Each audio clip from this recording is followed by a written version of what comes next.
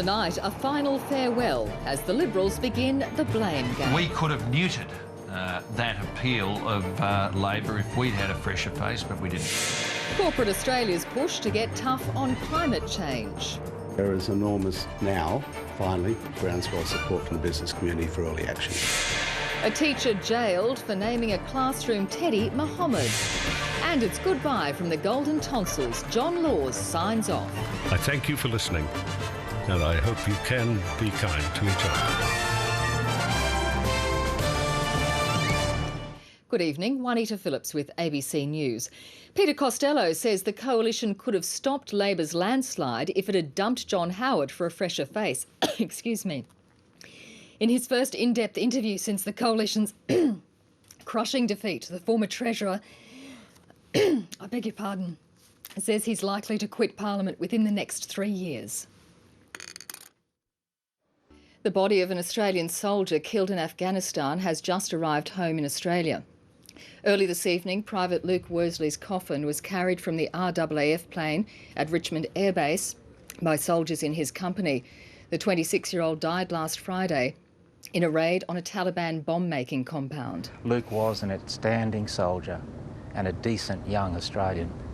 In the weeks ahead, our thoughts go out to those who grieve for him. He's the third Australian soldier to die in Afghanistan in 2 months. Private Worsley will be given a full military funeral next week. More than 100 of the world's biggest companies are calling for governments to take a much tougher approach to climate change.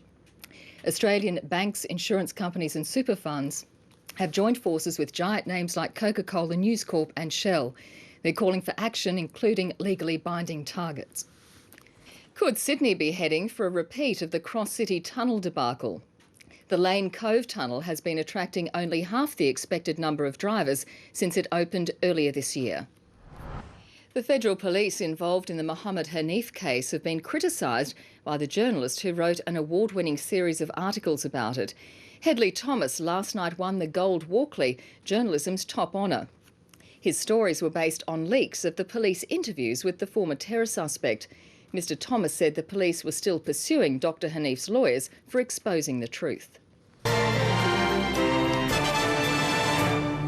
And a warm welcome to our viewers in New South Wales who've just joined us because of some technical problems north of the border. A court in Sudan has sentenced a British teacher to 15 days jail for inadvertently offending the country's religious establishment. Gillian Gibbons will also be deported. Her crime was to allow her students to name a class teddy bear Mohammed. Hello again. I'm happy to say that we've fixed our technical problems. A cough lolly and a glass of water seem to do the trick. Here's Graham Creed with the weekend weather. Thanks, Juanita. So some further wet weather on the way, Juanita. Thanks for that, Graham. Tonight's top stories again. The former Treasurer Peter Costello says the Liberals could have held off Labor's election landslide if they'd had a fresher face at the top. Some of the world's biggest companies are calling for governments to set tougher targets on greenhouse emissions. And the body of the Australian soldier killed in Afghanistan last week arrived back in Australia a short time ago. Private Luke Worsley will be given a full military funeral next week. And that is ABC News for this Friday. I do apologise for the interruption. Thank you for your calls. Stay with us now for Stateline. And for the latest news headlines 24 hours a day, go to ABC News Online. Good night.